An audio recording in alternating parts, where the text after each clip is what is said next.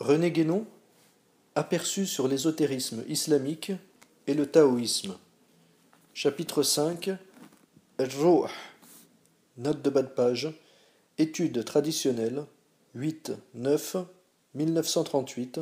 Page 287-291. Retour au texte.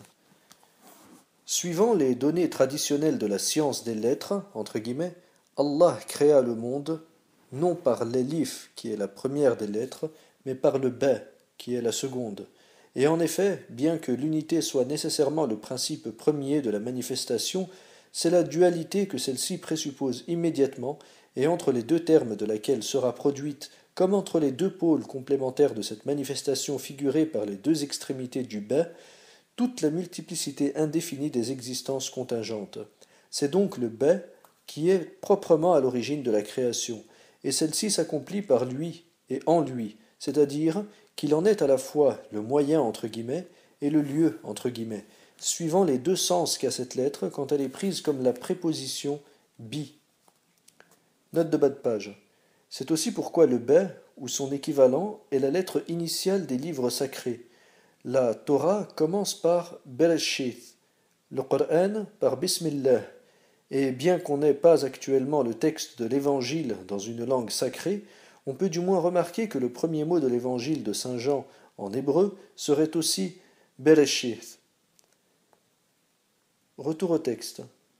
Le ba, dans ce rôle primordial, représente Ruh, l'esprit entre guillemets, qu'il faut entendre comme l'esprit total de l'existence universelle et qui s'identifie essentiellement à la lumière entre guillemets, Nour. Il est produit directement par le commandement divin, min amrillah, et dès qu'il est produit, il est en quelque sorte l'instrument par lequel ce commandement entre guillemets opérera toutes choses qui seront ainsi toutes ordonnées entre guillemets par rapport à lui. Avant lui, il n'y a donc qu'al-amr, affirmation de l'être pur et formulation première de la volonté suprême, comme avant la dualité, il n'y a que l'unité, ou avant le ba, il n'y a que l'élif. Note de bas de page. C'est de la racine amr que dérive en hébreu le verbe yamer, employé dans la Genèse pour exprimer l'action créatrice représentée comme parole entre guillemets divine. Retour au texte. Or, l'élif est la lettre polaire, qutbaniyya, dont la forme même est celle de l'axe entre guillemets, suivant lequel s'accomplit l'ordre entre guillemets divin, et la pointe supérieure de l'élif, qui est le secret des secrets entre guillemets, sir al-asrar, se reflète dans le point du ba, en tant que ce point est le centre de la circonférence première entre guillemets, ad-dayrah al-awliya, qui délimite et enveloppe le domaine de l'existence universelle, circonférence qui, d'ailleurs, vue en simultanéité dans toutes les directions possibles, est en réalité une sphère, la forme primordiale et totale de laquelle naîtront par différenciation toutes les formes particulières. Si l'on considère la forme verticale de l'élif et la forme horizontale du ba, on voit que leur rapport est celui d'un principe actif et d'un principe passif, et ceci est conforme aux données de la science des nombres sur l'unité et la dualité, non seulement dans l'enseignement pythagoricien, qui est le plus généralement connu à cet égard, mais aussi dans celui de toutes les traditions. Ce caractère de passivité est effectivement inhérent au double rôle d'instrument et de milieu universel dont nous avons parlé tout à l'heure. Aussi, Ruh est-il, en arabe, un mot féminin, mais il faut bien prendre garde que, selon la loi de l'analogie, ce qui est passif ou négatif par rapport à la vérité divine, al-haq, devient actif ou positif par rapport à la création, al-khalq. Note de bas de page. Ce double aspect correspond en un certain sens dans la Kabbale hébraïque à celui de la Shekinah, féminine, et de Métatron, masculin, ainsi que la suite le fera mieux comprendre. Retour au texte. Il est essentiel de considérer ici ces deux faces opposées, puisque ce dont il s'agit est précisément, si l'on peut s'exprimer ainsi, la limite entre guillemets même posée entre al-haq et al-khalq, limite entre guillemets par laquelle la création est séparée de son principe divin et lui est unie tout à la fois, suivant le point de vue sous lequel on l'envisage. C'est donc, en d'autres termes, le barzakh par excellence. Et de même qu'Allah, est le premier et le dernier entre guillemets, al-awwal ou al-akhir, au sens absolu, al-ruh est le premier et le dernier entre guillemets, relativement à la création. Note de bas de page. Confère T. Purcart du Barzakh, numéro de décembre 1937. Retour au texte. Ce n'est pas à dire, bien entendu, que le terme ruh ne soit pas pris parfois comme des acceptions plus particulières, ne soit pas pris parfois dans des acceptions plus particulières, comme le mot esprit entre guillemets, ou ses équivalents plus ou moins exacts dans d'autres langues. C'est ainsi que, dans certains textes coraniques notamment, on a pu penser qu'il s'agissait soit d'une désignation de Sayyidna Jibra'il, Gabriel, soit d'un autre ange à qui cette dénomination de ruh serait appliquée plus spécialement. Et tout cela peut assurément être vrai dans les cas où, suivant les applications qui en sont faites, car tout ce qui est participation ou spécification de l'esprit universel, ou ce qui en joue le rôle sous un certain rapport et à des degrés divers, est aussi ruh, en un sens relatif, y compris l'esprit en tant qu'il réside dans l'être humain ou dans tout autre être particulier. Cependant, il est un point auquel beaucoup de commentateurs exotériques semblent ne pas prêter une attention suffisante.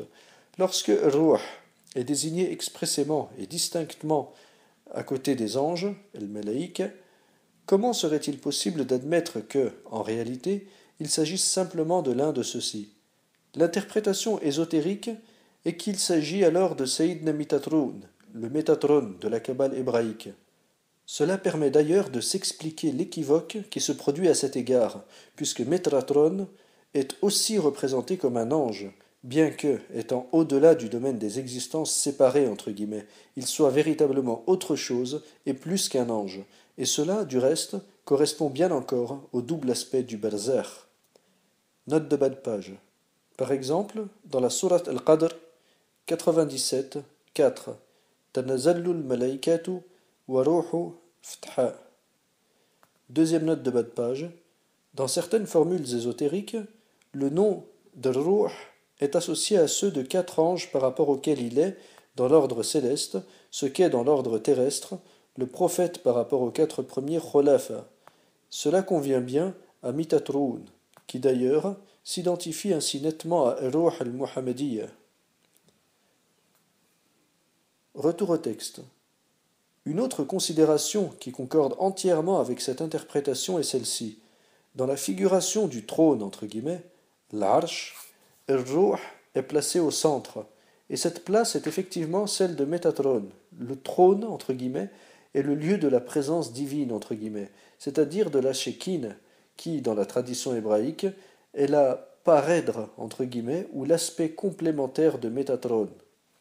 D'ailleurs, on peut même dire que, d'une certaine façon, Ruh s'identifie au trône, entre guillemets, même, car celui-ci, entourant et enveloppant tous les mondes, d'où l'épithète el-Muhit qui lui est donnée, coïncide par là avec la circonférence première, entre guillemets, dont nous avons parlé plus haut. Note de bas de page. Sur ce sujet du trône et du Métatron, envisagé au point de vue de la Kabbale et de l'angélologie hébraïque, confère Basilide, Note sur le monde céleste, numéro de juillet 1934, pages 274-275, et Les anges, numéro de février 1935, page 88-70. Retour au texte. On retrouve encore ici les deux faces du Barzakh. Du côté d'Al-Haqq, c'est Ar-Rahman qui repose sur le trône, entre guillemets. Mais du côté d'Al-Khalq, il n'apparaît en quelque sorte que par réfraction à travers Ar-Ruh, ce qui est en connexion directe avec le sens de ce hadith. Celui qui me voit, celui-là voit la vérité.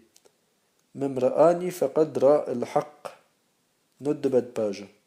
Suivant ce verset de la sourate Taha 25, Rahmanu al-arshi astawa. Retour au texte. C'est là en effet le mystère de la manifestation prophétique, entre guillemets. Note de bas de page. On peut remarquer que par là se rejoignent d'une certaine façon la conception du prophète et celle de l'avatara, qui procèdent en sens inverse l'une de l'autre, la seconde partant de la considération du principe qui se manifeste, tandis que la première part de celle du support entre guillemets de cette manifestation, et le trône entre guillemets est aussi le support entre guillemets de la divinité. Retour au texte. Et l'on sait que, suivant la tradition hébraïque également, Métatron est l'agent des théophanies, entre guillemets, et le principe même de la prophétie.